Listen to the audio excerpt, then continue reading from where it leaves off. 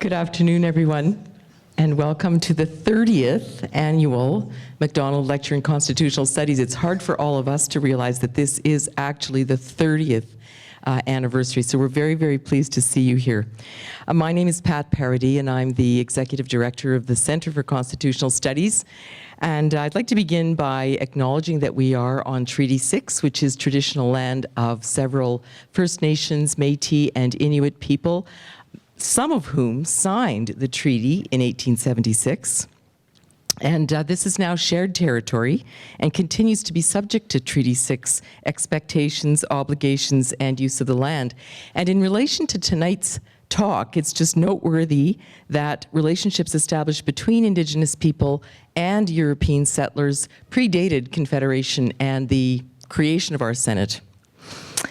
Now, the Center for Constitutional Studies, in conjunction with the Faculty of Law, is very pleased to host the Honourable Senator Paula Simons this evening, and she will be giving us an insider's view on the Senate with her presentation titled Schrodinger's Senate. Many people, I've learned, had to look that up. Experiments in Constitutional Reform. And now I have the pleasure of introducing our interim dean, Dean David Percy, who will provide some introductory comments and explanatory comments about the McDonald Lecture, as well as introducing our guest speaker. Dean Percy.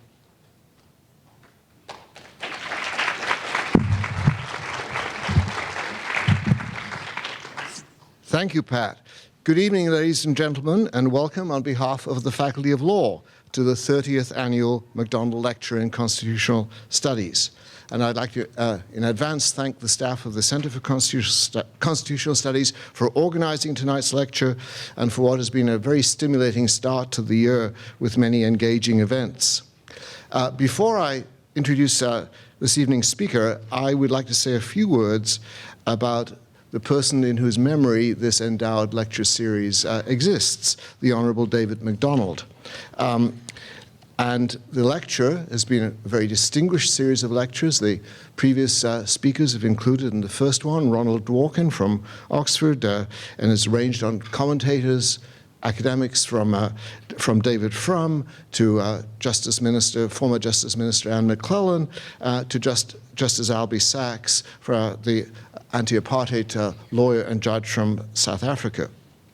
Although the lecture series still helps us feel the presence of David McDonald in the Faculty of Law, I wanted to say, I realized when we started talking about the 30th lecture in the series that many people in the audience would know little about David McDonald. Some, I know, would know him very well, so I thought I would fill in perhaps a little more background than usual. It's hard to believe that it's more than 23 years since David died in 1996, but he was such a vibrant and dominant presence on the legal scene in his lifetime, and yet, obviously, with the passage of time, would scarcely be known to today's generation of law students and young lawyers. So I'll just describe his formal background briefly. He obtained a BA from this university and then did his law degree as a Rhodes Scholar at Oxford between 1953 and 1956. He practiced law with McQuaig de Rocher from 1957 to 1973 and was a judge of the Court of Queen's Bench from 1974 to 1996.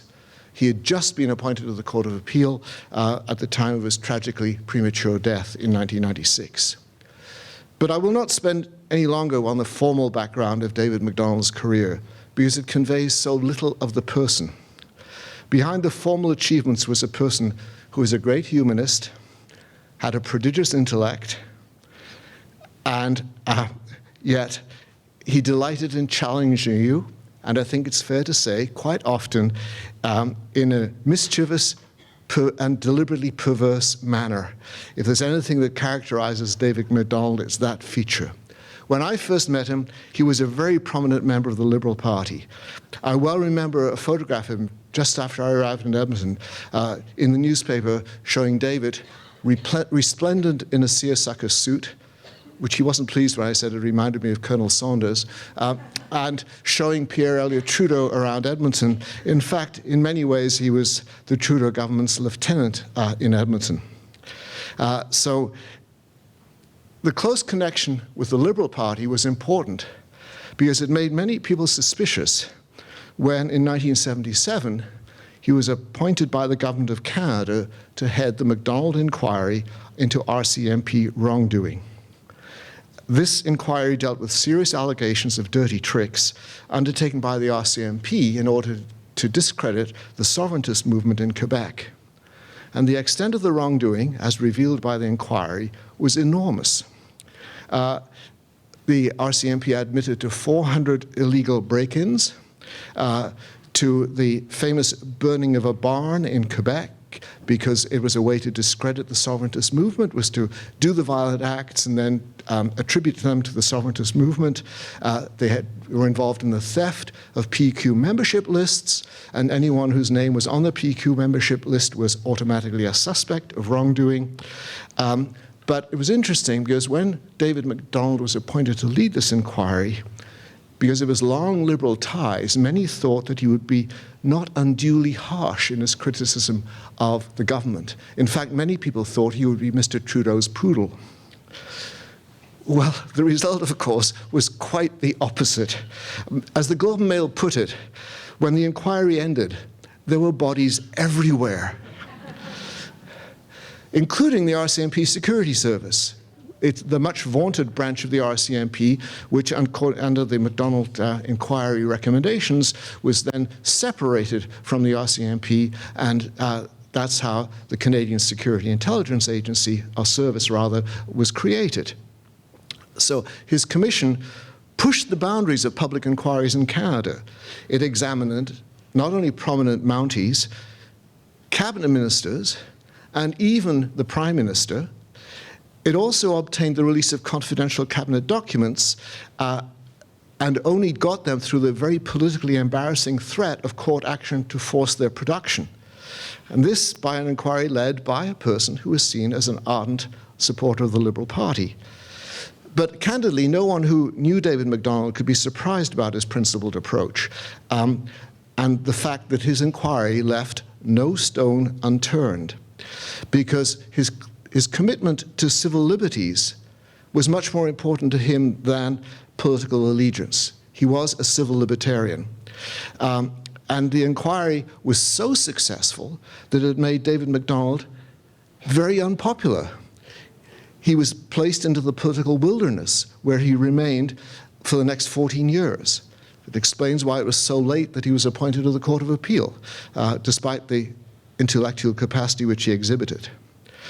Now, David's friends in the audience would actually both agree and validate my charge about his mischievous personality. And David himself would have been delighted that we'd observed that. But I want to support it by one example.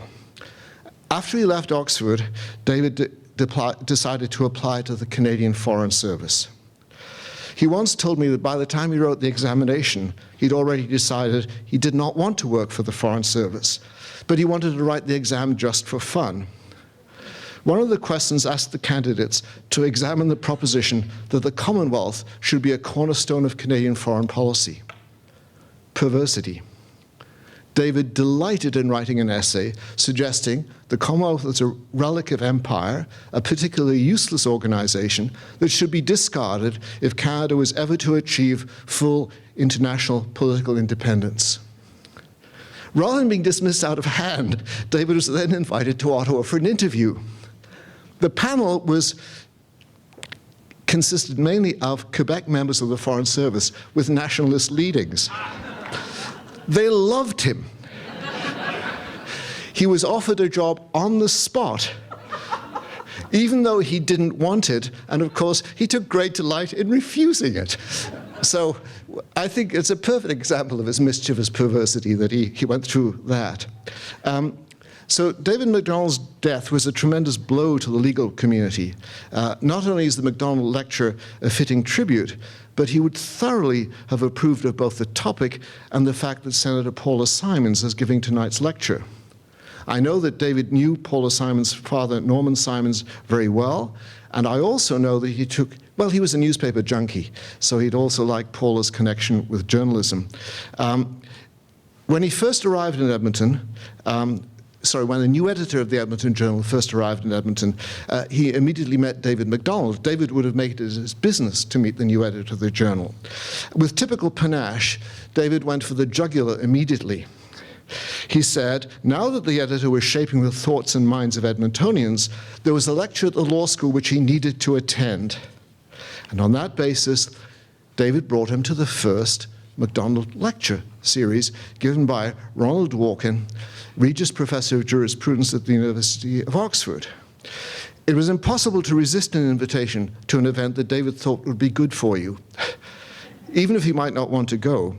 And the editor of the journal, having protested, was dragged to the law school and felt overawed by the fact he was going to be forced to listen to a lecture by a legal philosopher. But David said of Dworkin, "Don't worry, I've heard him speak before. Even I can understand some of it." So I'm delighted you're able to attend tonight's lecture. It honors a person who made an indelible mark on law and legal education in this province. I'm also delighted to introduce Paula Simons, a graduate of the University of Alberta who went on to do a master's degree in journalism at Stanford, and was a very highly respected columnist with the Edmonton Journal. She has won major journalistic awards during her career. She has been part of investigative teams, particularly on the subject of child abuse, and I would have to say, was the reason that most of us subscribed to the Edmonton Journal. So we're absolutely delighted to have her here tonight and to introduce her to talk about the Senate and Schrödinger. So Paula, welcome.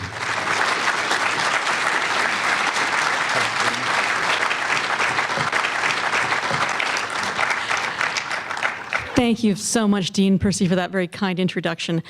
I don't know, is it good afternoon or good evening? What do you think? All right, I think it can be good evening. Good evening, bonjour et ainsi. I am so honored and delighted to be here with you all today. Thank you all so much for coming to present this McDonald Lecture here at the University of Alberta, my alma mater, and here on Treaty 6 land, Amiskwitchi, where we strive and struggle to build a community that is fair and equal for all, whether they have roots that go back in this place for thousands of years or whether they are the newest and freshest of Canadians, where we now know that meaningful reconciliation must be built upon a foundation of truth. Je suis très fière d'être ici ce soir pour parler d'un sujet qui me tient à cœur, notre Constitution, les documents qui définissent l'architecture de la Confédération ainsi que les droits des Canadiens et Canadiennes. En effet, le Sénat se fait un devoir de défendre les droits des minorités et défendre également la Charte de droits et libertés. So that was to show off because I've been taking French classes all summer. So now we've been bilingue. It's okay. I'm not going to do that to you again. In the Senate, you get the écouteur, so if you don't understand, you can listen. But I'm especially proud to have been asked to deliver this particular lecture because its namesake, David McDonald, was a hero of mine for his courageous work in leading the Royal Commission into the activities of the RCMP. I was a high school student at the time, and the McDonald inquiry dominated Canadian news headlines and gripped my attention. It was a remarkable moment in Canadian political and legal history. And every time another story came on the TV or the radio, my dad would remind me proudly that he and David McDonald had been classmates at the U of A. My father told me that Mr. Justice McDonald had been one of the most brilliant students he'd ever met and had gone off to Oxford on a Rhodes Scholarship. Now, my dad was reasonably bright himself, let it be said. After finishing his law degree here, he won a scholarship to study international law at the Sorbonne in Paris. But he always had a huge admiration for his friend David, and especially during the years of the McDonald Commission. My father died 2 weeks ago. He'd been ill for some time, but when I told him that I had been asked to deliver this McDonald lecture, his face lit up with pride and joy and memories. So I'm speaking today in honor of two great University of Alberta school chums and alumni, David McDonald and Norman Simons. May their memories forever be a blessing. I myself am not a lawyer, which makes me the odd person out in a family full of them. Lawyers, not odd persons, although both. My father was a lawyer. His twin brother, my Uncle Sid, was a lawyer. My brother is a lawyer. One of my sisters-in-law used to be a lawyer until she became a judge. Even my daughter is getting in on the act this year. She's a first-year law student at the University of Victoria. But since I myself am not a lawyer, I won't presume to lecture you all on the finer points of constitutional law. I know that there are constitutional law professors in this auditorium, and I'm not going to teach them to suck eggs, as the expression goes. I want to talk instead about what it's like to be in the middle of one of the most radical, least understood developments in Canadian constitutional history, the current reform of the Canadian Senate. Let's start with the backstory. Canada became a confederation in 1867, and at the time it consisted of 4 component parts: Ontario, Quebec, Nova Scotia, and New Brunswick. Now, the 2 Atlantic provinces came into Canada with a grievance, because it's Canada. All the provinces have grievances. They had thriving maritime economies, but they were legitimately concerned that they were going to be swamped by the larger, more populated provinces of Quebec and Ontario. And so the Senate came about in part as a constitutional compromise to balance the powers of the Federation. So in the beginning, Ontario was given 24 seats in the Senate, Quebec was given 24 seats in the Senate, and Nova Scotia and New Brunswick each got 12, so that the Maritimes would have 24 seats. And that was the quid pro quo to get the Constitution together, to balance that regional power. But that wasn't the Senate's only founding purpose. It was also designed, to be blunt, to keep the rabble in order. And so it's important to understand what was going on in the world of the 1860s, which was even more extraordinary than what was going on in the world of the 1960s. The 60s, the 1860s, were a decade of phenomenal political and social upheaval and revolution. 1861, the abolition of serfdom in Russia. 1865, the end of the American Civil War and the emancipation of American slaves. 1866, the Italian War of Independence. 1867, the publication of Das Kapital by Karl Marx. And at the same year, Britain passed the Reform Act, which extended universal manhood suffrage. I mean, we had to wait, but the men all got the vote, not just the rich ones. So small wonder if in 1867, back in Mother England, they wanted to ensure that their new colonial dominion didn't become too unruly, that the Commons didn't become too uppity. Now in Britain, of course, they had the House of Lords to balance the power of the House of Commons, to be their brake. But Canada had no hereditary aristocracy, so one had to be invented from scratch. An elite upper house to curb what Sir John A. Macdonald called democratic excesses. And so the Senate was established in the British North America Act as a countervail to the Commons. Its members would be appointed, not elected. They would all be landed gentlemen. They had to own $4,000 in real property and have assets of another $4,000, which was a huge sum at the time. They had to be over the age of 30, which I know doesn't sound very old now, at least not to me, but that was to keep the young whippersnappers out of the Senate. And if you went bankrupt, you were kicked out of the Senate. But other than that, you were appointed for life. So off we started as a nation with our own version of a Westminster-style bicameral parliament. And from the beginning, in true Canadian fashions, there were complaints about the Senate. It's the thing that unites us down through the years. There were moves for Senate reform that began in 1874 and have continued ever since. Now, there certainly have been minor and important reforms along the way. After the Persons case in 1929, it was established that women indeed were persons and could sit in the Senate. And in 1965, a constitutional amendment required senators to retire at the age of 75. But those relatively minor changes didn't stop people, and especially here in Alberta, for demanding more substantive change. And I followed the Senate reform debate for as long as I was a journalist.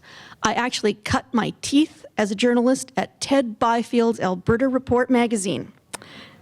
Yes, this is my dark past. which meant that one of the very first political stories I ever covered as a reporter was a press conference that Preston Manning held before the Reform Party was a thing, where he was advocating for a triple E Senate. You remember the triple E Senate? Are you old enough, some of you? That stood for equal, elected, and effective.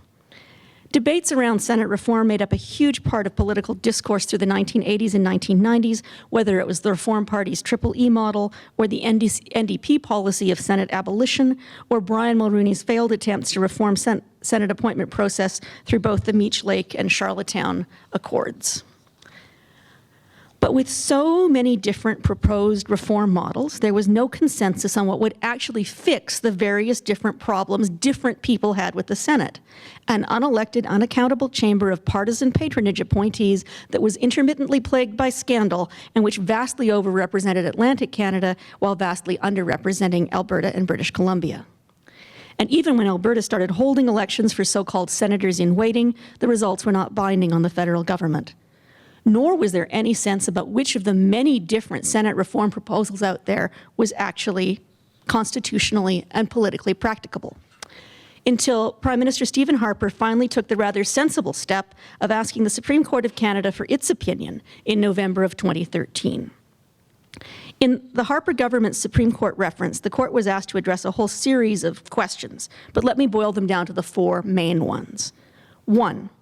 Did the federal government have the power to set term limits for senators, terms of, say, 8, 9, or 10 years? 2, did the federal government have the power to direct provinces to hold elections for Senate nominees? 3, did the government have the power to eliminate the $4,000 real property requirement for senators? And 4, did the government have the power to abolish the Senate absolutely? It's worth noting, I think, that even though Prime Minister Harper represented an Alberta riding and had grown up politically at the side of Preston Manning, he didn't actually pose a question about equal representation. Perhaps that's small wonder. What sitting PM would want to risk alienating Quebec, Ontario, and all of Atlantic Canada that way? Triple E made a compelling slogan in Alberta. It didn't translate well into the world of Ottawa's electoral realpolitik. But to return to our history lesson. In April of 2014, the court came back with its answers to those four questions, which were essentially no, no, yes, maybe, and no. The ruling was unanimous and was presented as written by the whole court rather than by any one justice. Term limits, held the court, would undermine the independence of senators and fundamentally change the ability of senators to take the long view on critical questions and to take unpopular positions. If the government wanted to impose such term limits, said the court, it would need the agreement of at least 7 provinces representing 50% of Canada's population. That's the famous 750 amending formula. On the issue of the elected Senate, the court's language was, if anything, firmer. Introducing a process of consultative elections for the nomination of senators would change our Constitution's architecture by endowing senators with a popular mandate, which is inconsistent with the Senate's fundamental nature and role as a complementary legislative chamber of sober second thought, the court said. If the federal government wanted an elected Senate, the court held, it would again need the consent of 7 provinces representing 50% of the population. As for the outright abolition of the Senate, well, there the Supreme Court set an even higher bar.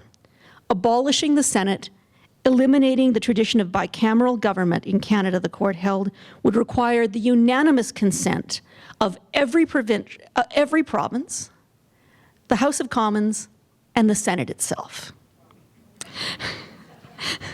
When I talk about this with school kids, I have a slide from Mean Girls that says, "Stop trying to make fetch happen." So abolition, not a likely scenario.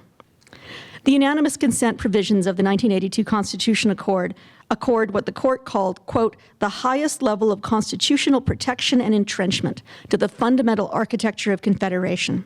To change Canada into a unicameral democracy would require that highest level of agreement, which was politically impossible. The only point where the court offered hope was when it came to the question of eliminating the property and wealth requirements. And even then, the court pointed out that changing the rules would create special problems in Quebec, the only province where senators represent specific ridings, which are called districts, and are required to own property within their district. At this point, Stephen Harper might be forgiven for having thrown his hands up in the air and forgetting the whole Senate reform project.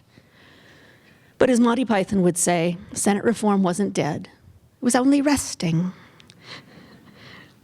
While Prime Minister Harper was expressing his frustrations with the Senate, Justin Trudeau, who was then the leader of the third party in the House, was having frustrations of his own.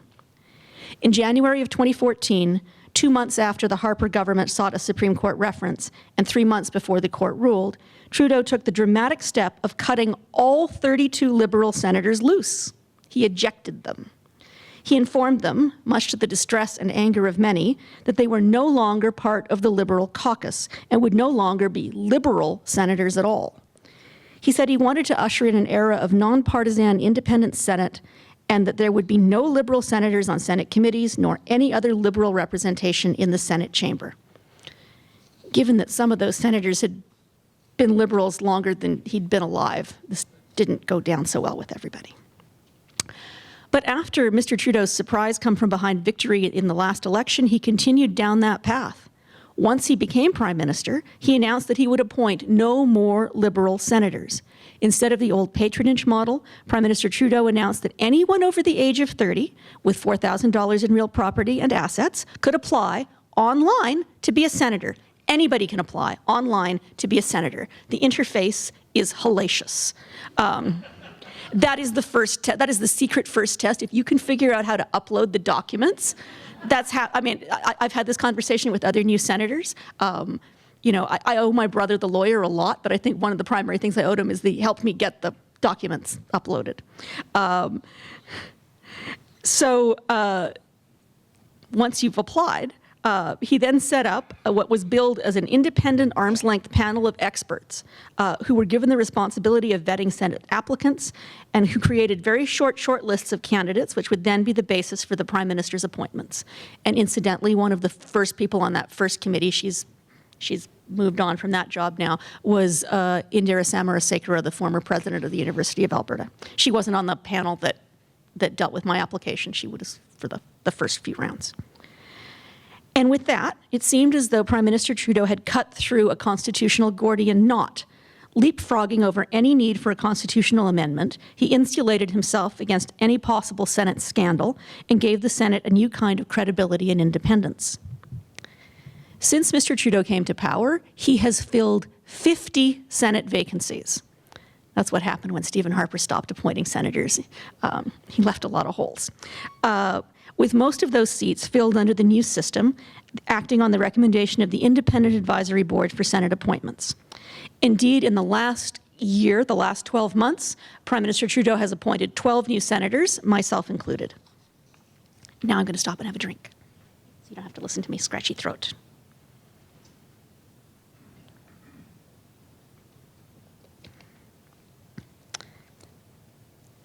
So in addition to the Prime Minister's appointments, a number of former Conservative and former Liberal senators have crossed the floor and declared themselves as independents, which means that in the Senate we now have 59 independent senators out of a total 105.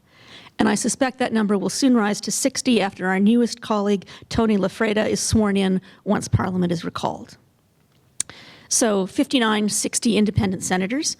By way of comparison, there are 29 Conservative senators, 9 senators who call themselves independent Liberals, but who are not officially affiliated with the Liberal Party, and as well as 7 others who are called unaffiliated, which I know is weird, is different from independent. That includes a wide array of people, such as Peter Harder, the government representative in the Senate, George Fury, the Speaker of the Senate, David Adams Richards, the award-winning Canadian novelist who decided he wanted to be truly independent after his appointment and not caucus with the independent Senate group, and Lynn Bayak, who was rejected from the Conservative caucus and who was not welcomed into any other. Of Alberta's 6 senators, 4, Elaine McCoy, Doug Black, Patty Labakan-Benson, and myself, sit as independents. Grant Mitchell is unaffiliated. He has taken on the very tough role of the government liaison in the Senate, which is like being a whip without a whip. And Scott Tannis, this may interest you, is Alberta's only Conservative senator. So that's the 6 of us. And what has the upshot of all this been? Well, it very much depends on whom you ask. From my perspective, sitting in the Senate, the Independent Advisory Board for Senate appointments has sussed out some tremendously accomplished and qualified people. Not me, but other ones.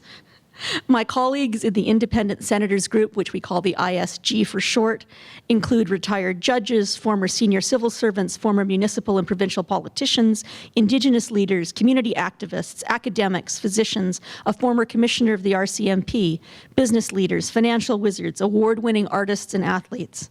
Some have been card-carrying progressive conservatives, New Democrats, and liberals. But I think more of them, like me, come from nonpartisan backgrounds and perspectives and haven't been involved in party politics at all. Now, let it be said, because some of the more senior senators get a bit miffed if you suggest that we're better than they are. And let it be said for the record, and in case anybody in Ottawa is watching this stream later, there are a lot of people, great people who were appointed to the Senate under the old system too. And I felt lucky and honored to serve alongside some of the very fine senators who were appointed by Stephen Harper, Paul Martin, Jean Chrétien, and Brian Mulroney. But there's no doubt that this new crop of independent senators are rather more nonpartisan and come from a remarkably wide range of backgrounds. And while I like to say that an arm's-length advisory board could always use slightly longer arms, the board has come up with nominees who represent a pretty eclectic variety of different political perspectives. And therein lies the significant challenge, because when you recruit a bunch of smart, strong-willed, independent-minded people who are, frankly, most of them used to being the alpha dogs in the environments they came from, and you tell them that they are independent and beholden to no party or government, well, then you get a lot of smart, strong-willed, independent-minded people being very independent, which isn't always comfortable or easy for the government. This is the law of unintended consequences. Once upon a time, the Senate had a reputation for being something of a lame rubber stamp, with conservative and liberal senators who were members of their party and their party caucus tending to vote the party line.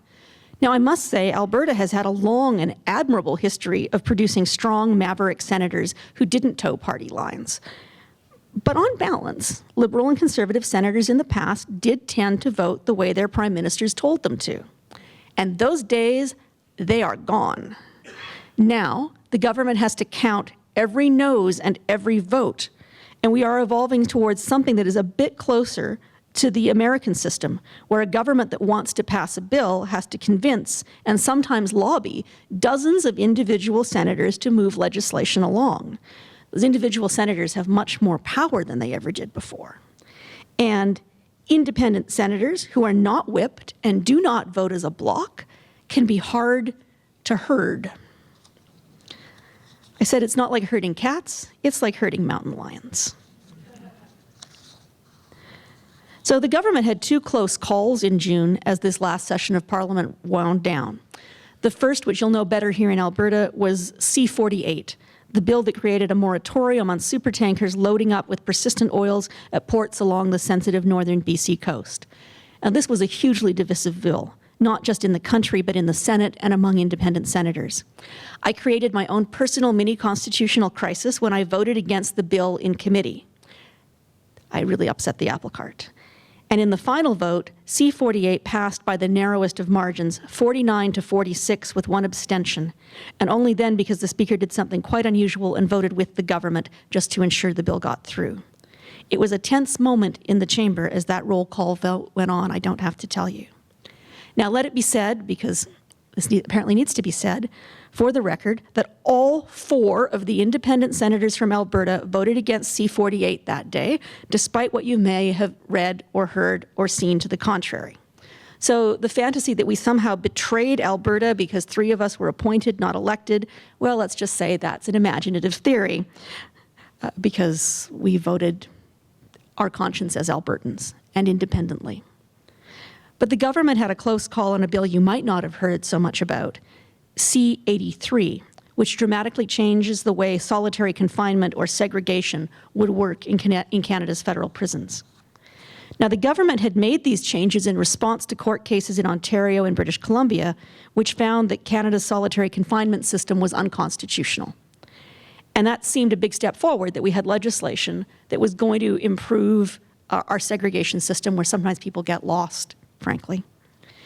But when the bill came to the Senate, many senators, including my colleague Senator Kim Pate, a lawyer and outspoken lifetime advocate for prison reform, found that the government's new segregation proposal was also deeply problematic. And after the government rejected several of the Senate's key amendments to the bill, we were faced with a hard choice. Senator Pate and other Senate colleagues argued strenuously that the bill, without the Senate's amendments, was unconstitutional on its face and had to be rejected and sent back to the House of Commons. There was just one problem. The Commons had already risen and gone home for the summer. So if we voted down the bill, the Commons might have to be recalled, which is a whole big yuchus, I gotta tell you, or the legislation might die completely. It was a very, very tough decision for each of us to make as individuals.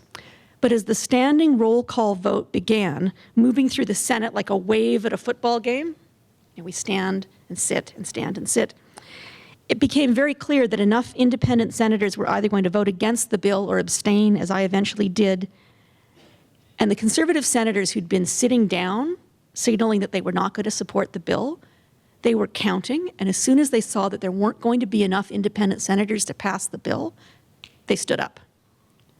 And that's the only reason the bill got through.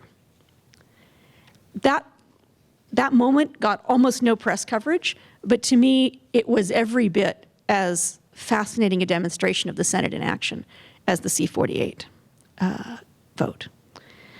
But those two very close votes should provoke sharp questions from all of us about what the role of the Senate should be.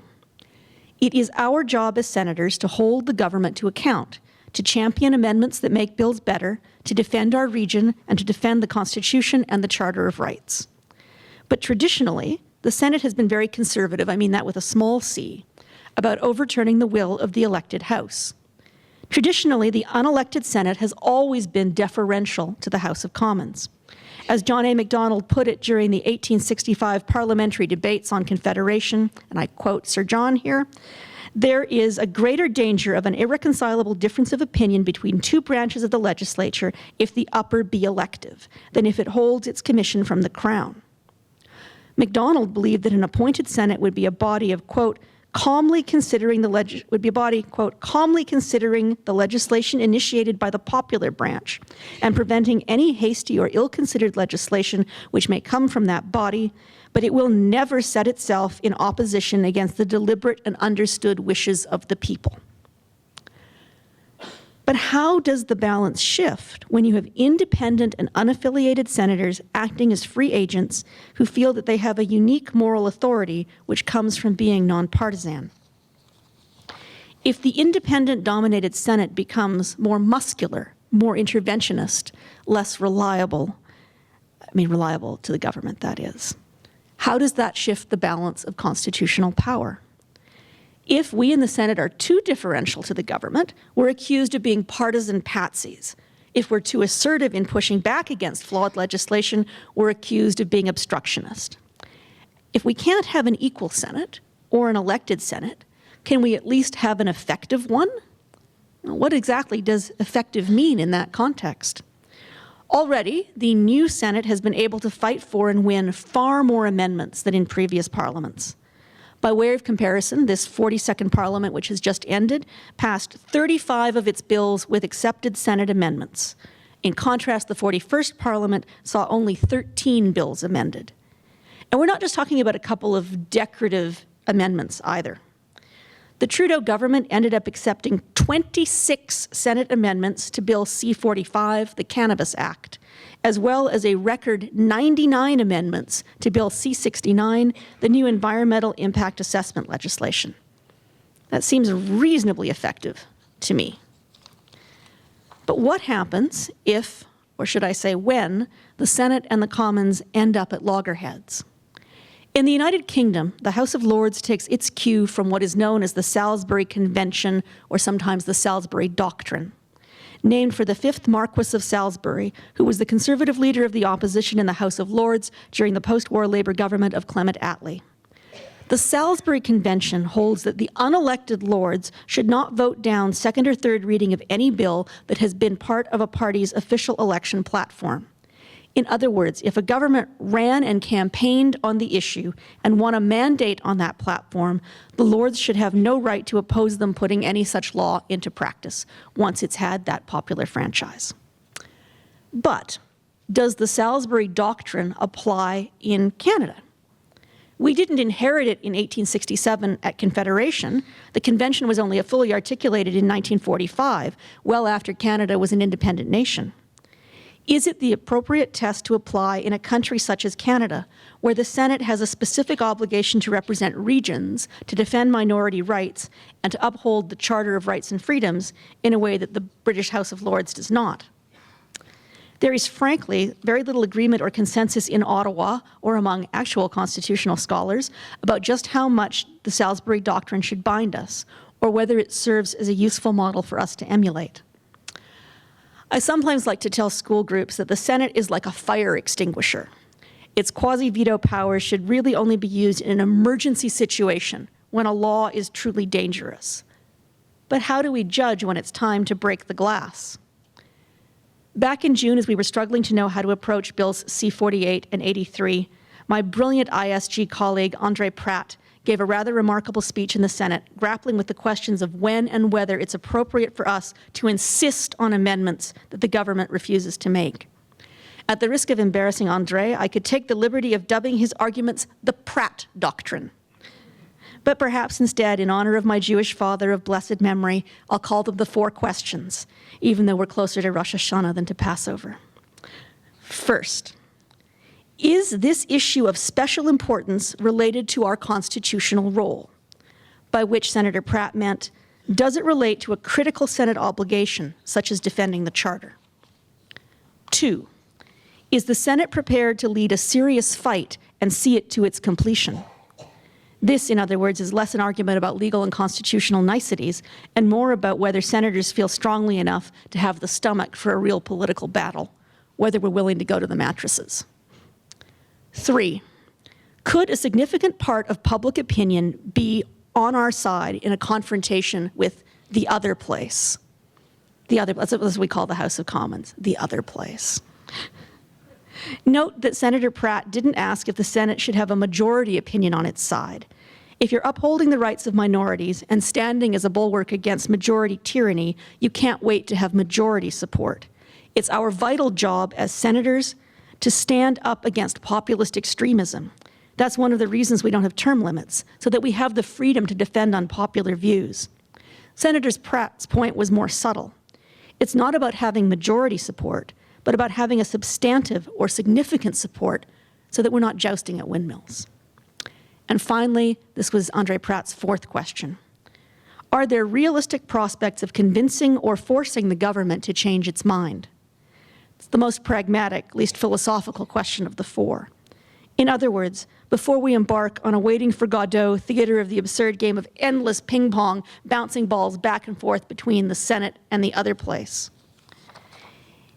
Again and again and again, we'd better have a sense of whether this is going to be a fruitless exercise that simply makes us look foolish or pettily obstructionist, or whether there is a legitimate chance that a show of backbone and resolve on our part might make the government think again.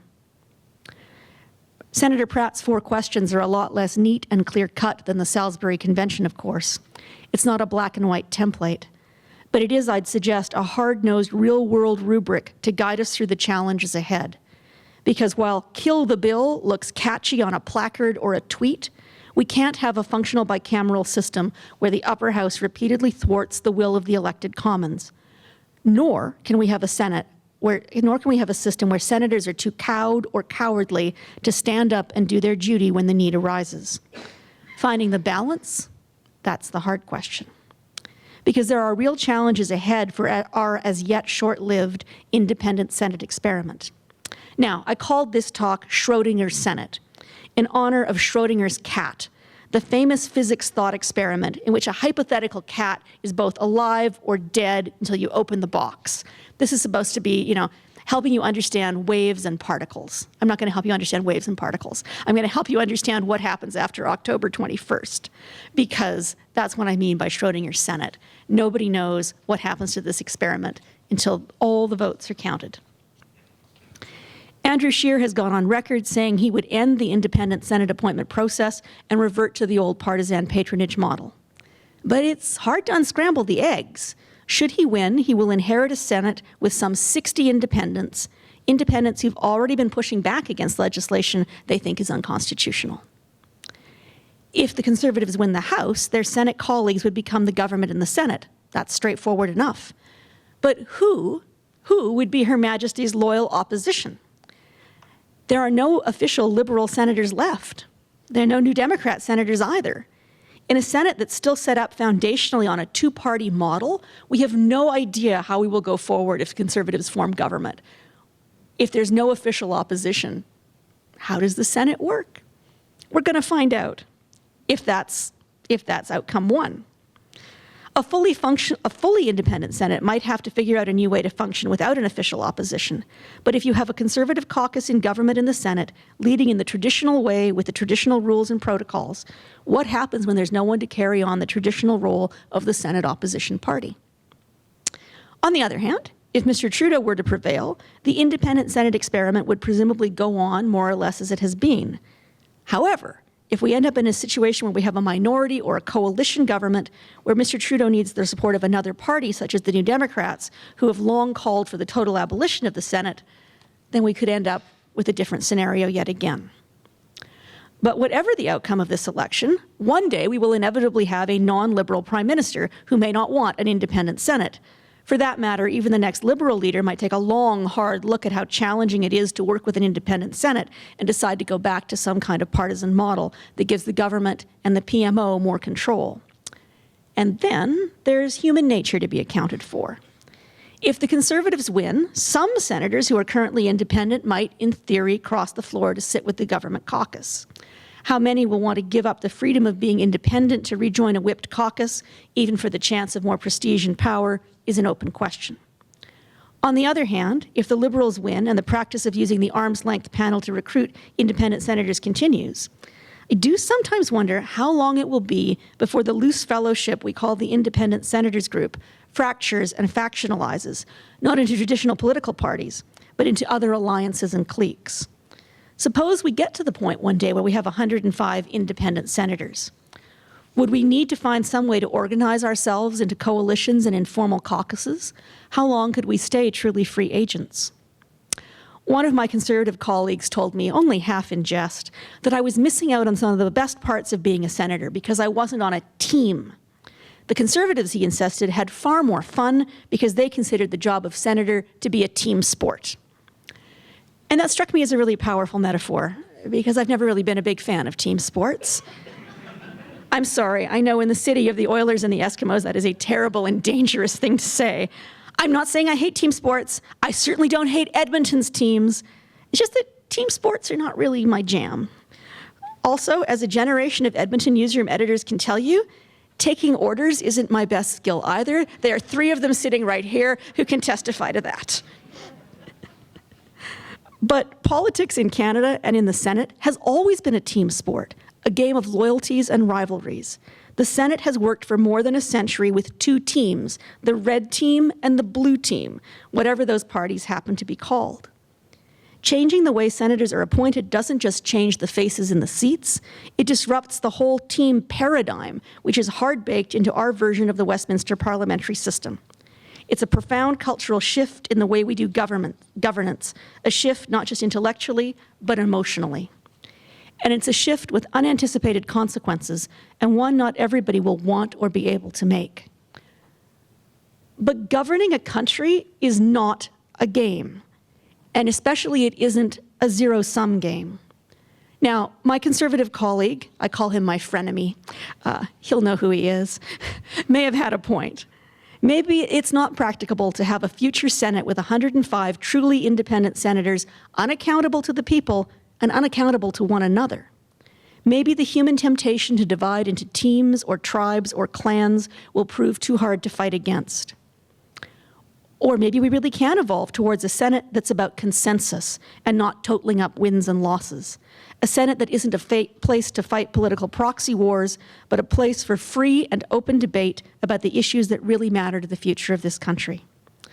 Either way, after 150 odd, and I do mean odd years, the Senate is relevant again, radically reformed, for the moment at least, without any constitutional amendments or court challenges. And what will happen after October 21st? We'll all have to open the box and wait to find out. Back at the Senate, there's a joke that the 3 best words you can hear the day after the election are, "Good morning, Senator." And it's true. All of us will still have our seats in the Senate no matter what happens in the other place. But no matter what happens, we'll be going back to a very different Senate with a very different path ahead. Thank you very much for your attention this afternoon. Merci beaucoup and hi hi. And I'm now very, very happy to welcome your questions. Thank you.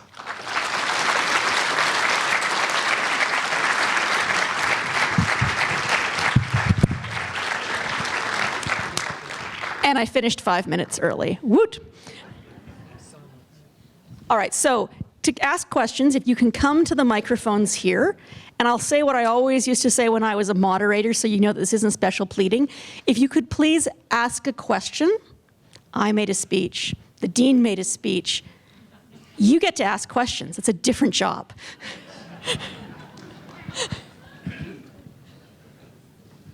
Well, having said that, surely somebody has a question. I know there are journalists informed. No, that's my husband. He doesn't get to ask a question. All right, no, but I'm gonna go to this lady first.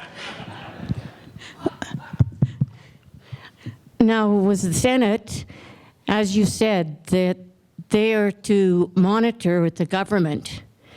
What about the SNC-Lavalin? Did they get involved in that at all?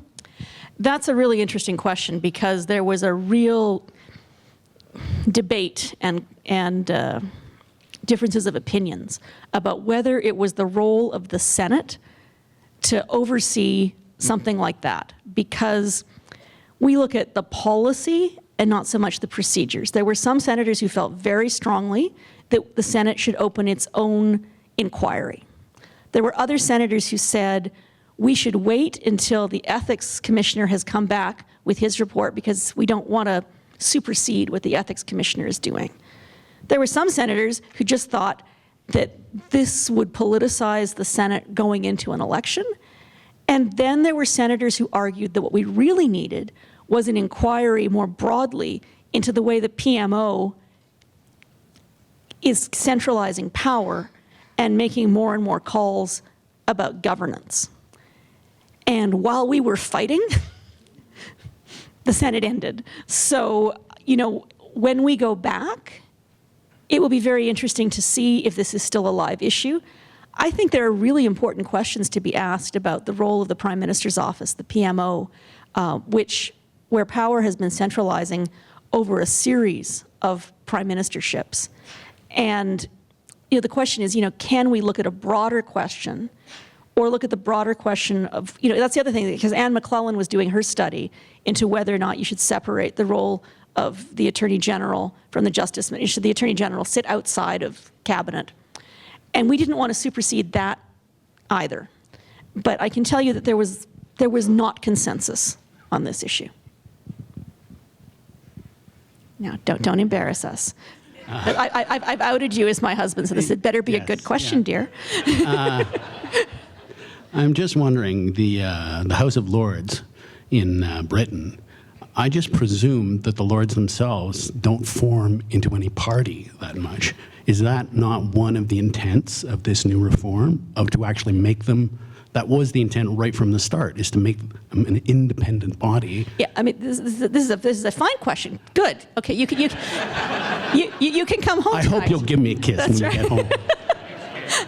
The House of Lords has been going through its own transition because obviously in the 21st century, having a bunch of people whose families got rich and important in 1512 run your country does seem a bit odd.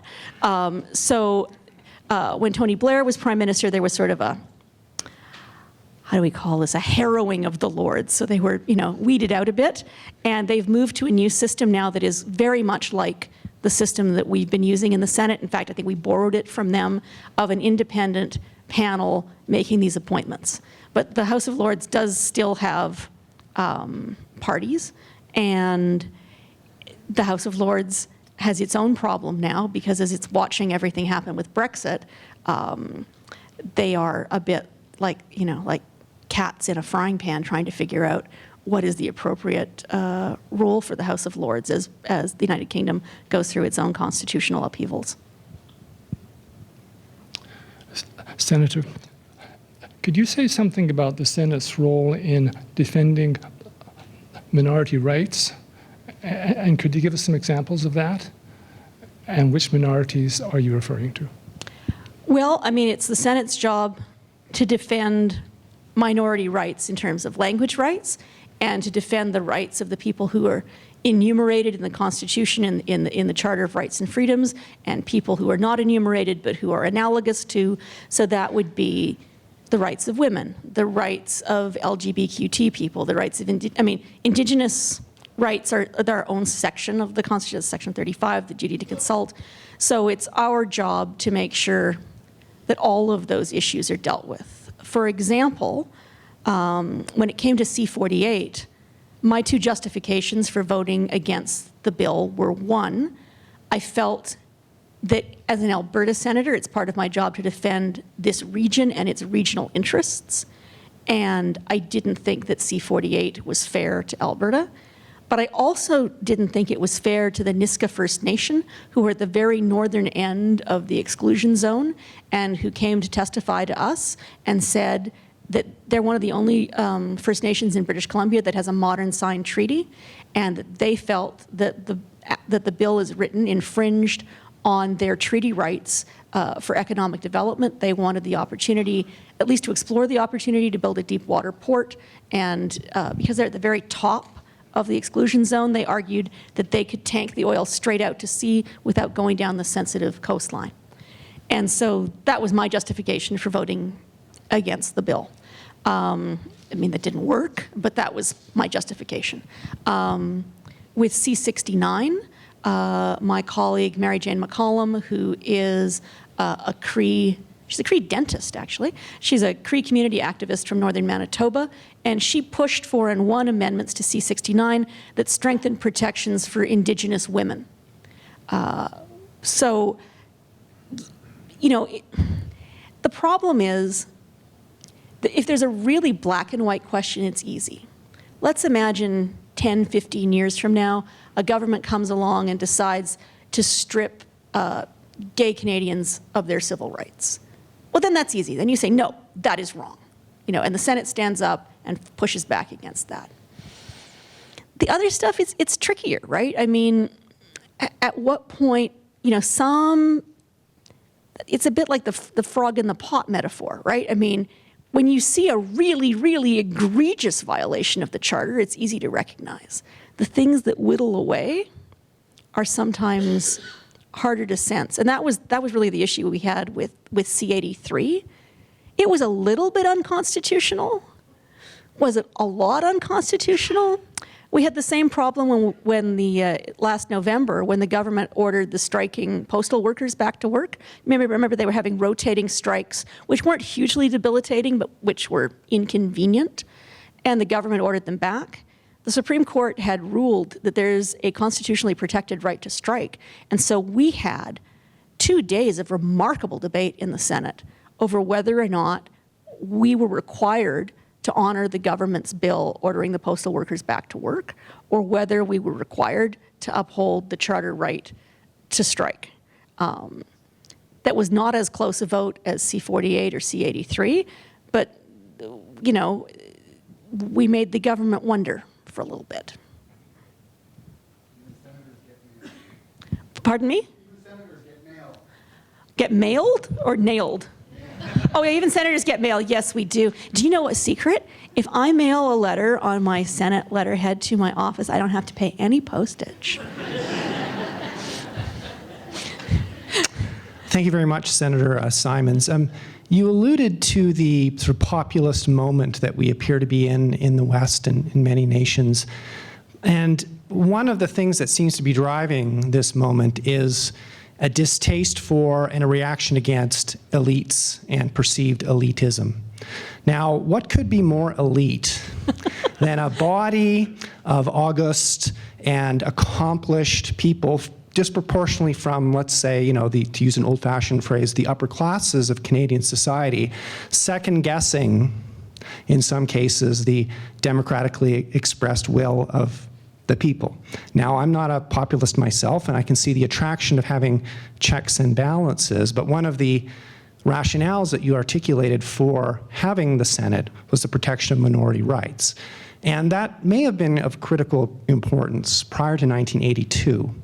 But since then, we've largely given that role to the courts in interpreting the Charter within the confines of legal reasoning and legal analysis. So I know that's a bit of a long-winded question, but perhaps you could respond to the charge that the Senate, as presently constituted, is elitist and perhaps redundant when it comes to the question of minority rights protection. All right, so we'll deal with the elitist part first. Whenever I would get letters when I was at the Edmonton Journal calling me an elitist, I would laugh and say, you don't know what reporters get paid. I was definitely not a member of the economic elite when I worked at the Edmonton Journal. And the first time someone called me an elitist when I got to the Senate, I got all defensive and I thought, oh no, crap, now I kind of am. And it's true, I mean, it is weird when you're there and people call you Madam Senator and they open the doors for you. As a journalist, no one opens the doors for you. They slam doors in your face. So I am still not used to the patina of elitism. But that's not really your question. I don't think the charge of redundancy sticks, because by the time the Supreme Court strikes something down, it can take a very long time. The Senate has the power to stop a bill in its tracks. And it is like that emergency break glass thing. We can't use that power frivolously. But in the same way that we haven't gotten rid of the Governor General or the Queen, it is useful to have checks and balances. And we can look south to see what happens when the checks and balances don't function, or when the court might not be functioning to defend people's liberties. I hear what you're saying about the Charter, but it's my job as a senator to defend the Charter and to defend it against all comers. So, do you need a Senate? Like, I mean, if you were Marie Kondoing Canada, would you hold us up and say, oh, this gives me joy?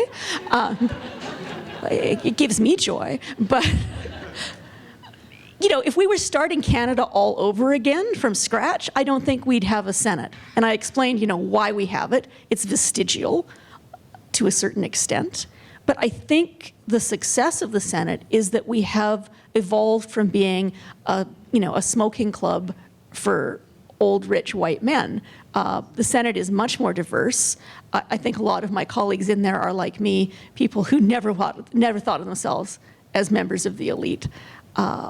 But the real issue is that unless somebody thinks they can get the support of every single province and the Commons and the Senate, that's what the Supreme Court has said. That's the magic formula, unanimous consent to abolish the Senate.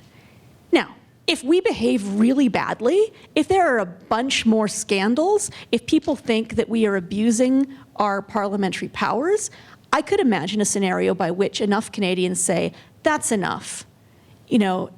Time to end your airplane flights and your junkets, and we can manage without you.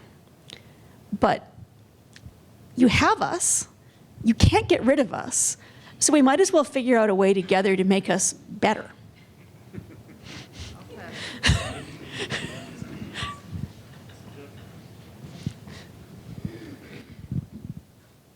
Hi, thanks for being here today. Near the end of your lecture, you mentioned several possible outcomes for how the Senate could evolve into pending this year's elections. And as a longtime reader of your articles in the Journal, I've come to appreciate your unique perspective and opinion on things. Thank you. I feel like there's a but coming. Not a but. Would you share your thoughts, opinions on how you think the Senate could evolve into for the best case for all Canadians, not just political parties or regions? I mean, I really do think that the experiment we're trying has huge potential. And I need to be careful here because we're in an election period. I can't say things that are partisan or that are electioneering. That's contrary to the charter of the Independent Senators Group. So I can't look like I'm putting my thumb on the scale. But I think there is huge potential in having an independent arm's length body select and vet the senators. Could it, as I say, stand to have longer arms? Could the people on the committee be more diverse?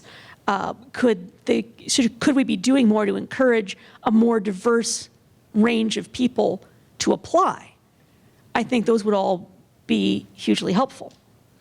But as I say, we're in this weird in-between period because as long as there are senators who affiliate themselves very strongly with political parties mixed in with the independent senators, I mean, I talk sometimes about how some senators are still playing hockey and others of us are doing free skate in the middle. And then when we get whacked by a puck, we're very offended. And the people who are playing hockey say, we were in the middle of a hockey game and you came and skated into it. So sometimes there is a tension, maybe a healthy tension, between those different visions of the Senate. But I do think we've made some good strides this year. This isn't because we're an independent, this is an all-party thing that they decided that they were going to televise the Senate. I know you may not find this super gripping, but it's actually reasonably cool if you tune in at the right times. So for the first time ever, you can watch us, and it's not, you know how in the House of Commons it's always a static camera? We hired people who had like showbiz experience to set up our camera system. So it pans around, so you cannot fall asleep. You cannot be looking at your phone. You never know when you're gonna be on the camera. I mean, you can watch us. I have certainly been trying to make the Senate more accessible through Twitter and Facebook and speaking to all kinds of groups, because I think there's so much mystery around the Senate. And that mystery was convenient for a lot of people, but it's really not helpful. If people have to trust what the Senate's doing, people have to know what the Senate's doing, and I think we could do a lot more to open up our procedures. I mean, one of the things that I fought really hard for this year, somewhat perplexing my Conservative colleagues who thought I was going to be opposed to this, and then I moved it in committee, and they were like, wait, we were going to do that. I beat them to it, was to take our hearings for C-69 on the road. It was the first time in the entire history of the Senate that we have held hearings on a bill outside of Ottawa, which is remarkable. We went to Vancouver, Calgary, Fort McMurray, and I fought hard for Fort McMurray, Saskatoon, Winnipeg, St. John's, Halifax, St. John, and Quebec City. And that was not cheap, I have to tell you. I mean, I havered when I saw what it was going to cost. But I think it was a huge investment, not just for us to hear the voices of people who don't normally get to come to Ottawa to testify, but so that people in Canada could see us in action, see what we actually did. When we were in Calgary, there were very angry protests outside. Some of the protesters came into the room and then came up to me afterwards and said they were so astonished by what they'd seen, by the thoughtful way senators were listening and asking questions. And it was the same then on C-48. We also went on the road. We went to Prince Rupert and to Terrace, British Columbia, where, believe me, senators do not usually just show up. And then we held hearings in Edmonton and Regina, pardon me. So that was groundbreaking.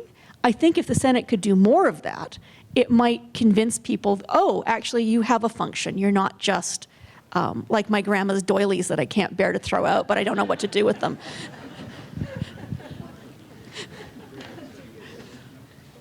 Thanks. Would introducing recall for both members of Parliament and also for the Senate make them more accountable to the people? You know, we have recall in this country. It happens every 4 years in the House of Commons. And I mean, I really don't think that it would, I understand where the emotion comes from, but we have an opportunity every 4 years to recall and dismiss our MPs and our MLAs. And I think that's a pretty good system. I think if you have people on a shorter leash, then they can't make tough decisions. I mean, you can't make every decision with an eye to the polls. You can't make every decision designed to make a majority of people happy. You get policy gridlock that way. Sometimes you have to make tough calls. And then you go back to the polls and you say, you know, if you don't like what I did, now you can vote me out. The Supreme Court has basically said you can't have recall of senators. Could the Senate have a better system for dealing with senators who get into trouble? I think we could. I think one of the problems that the Senate has had, and the way it lost public confidence, is that it doesn't have terribly efficient mechanisms to police its own. And I think that is a significant problem, and I hope it's one that as we go forward, we're going to get better at. Hi. Hey, Don. I love your Twitter account. Thank you. And I'm almost surprised you didn't mention it and all that you heard and said on Twitter. Anybody not on Twitter who hasn't seen it, I think was missing a show during the environmental law debate. So I'm wondering if you can maybe summarize some of what you saw on Twitter, what you learned on Twitter, and especially with the environmental bill, the positions of various senators and how they viewed their own position on that bill. I thought it was fascinating. Well, you know, as some of you will know, I've been on Twitter for 10 years, which in Twitter years, maybe like 105. So I've been on Twitter for 10 years. I had built up a quite significant audience over my years at the Journal. And when I worked at the paper, I used Twitter often to live tweet press conferences, to live tweet question period in the legislature. I live tweeted the arena debate at City Hall. I tweeted so much from City Hall that Twitter decided I must be a robot, and they put me in Twitter jail because I was sending too many tweets per minute. So when I got to the Senate, I didn't quite know what the protocols were, and then we came to that post office debate, and it was amazing. And I realized it was not on television. Like, there's an audio feed. People weren't going to listen to the audio feed. It happened on the weekend. There was almost no one in the press gallery. And I thought, this is some of the best parliamentary debate I have ever heard. I said nothing.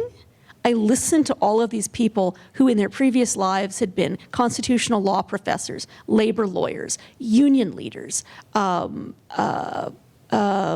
businessmen and women who relied on the mail.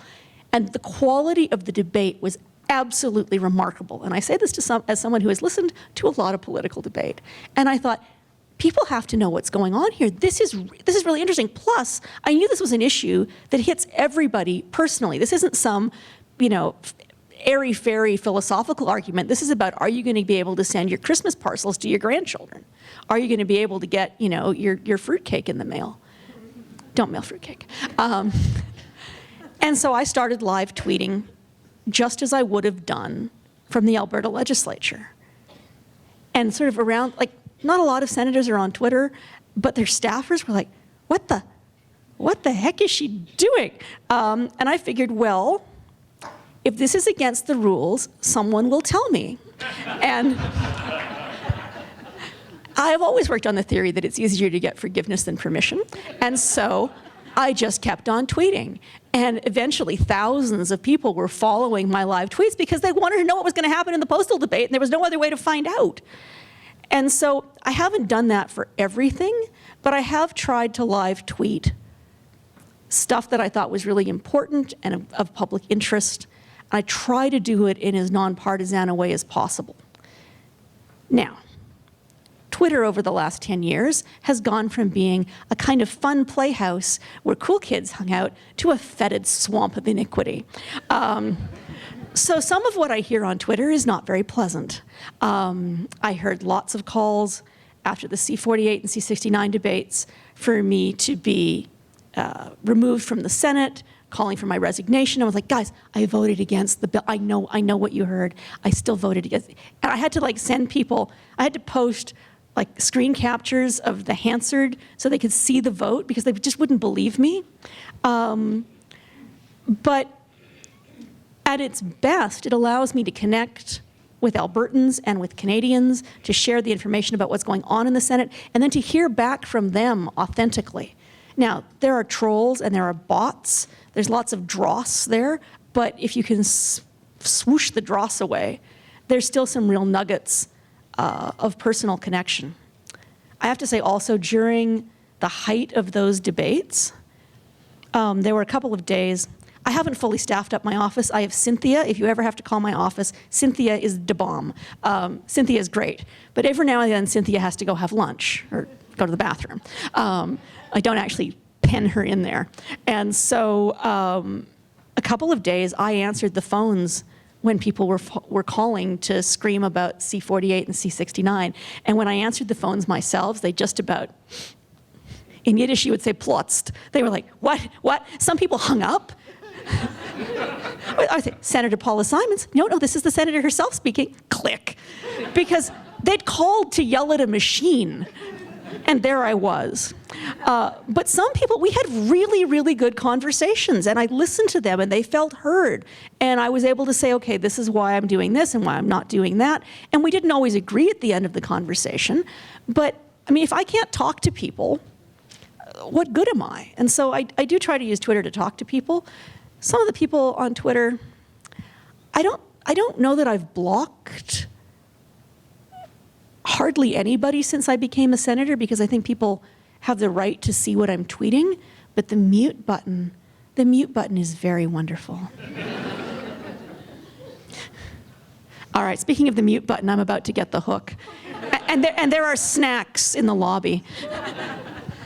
Well, Senator Simons, I want to say that really this has been such a fitting 30th lecture, because not only of your personal connection with David McDonald, Justice McDonald, but because you've given us a really interesting picture, a window into the Senate as it now functions. And I think David McDonald would have been thrilled to be here to hear this evening.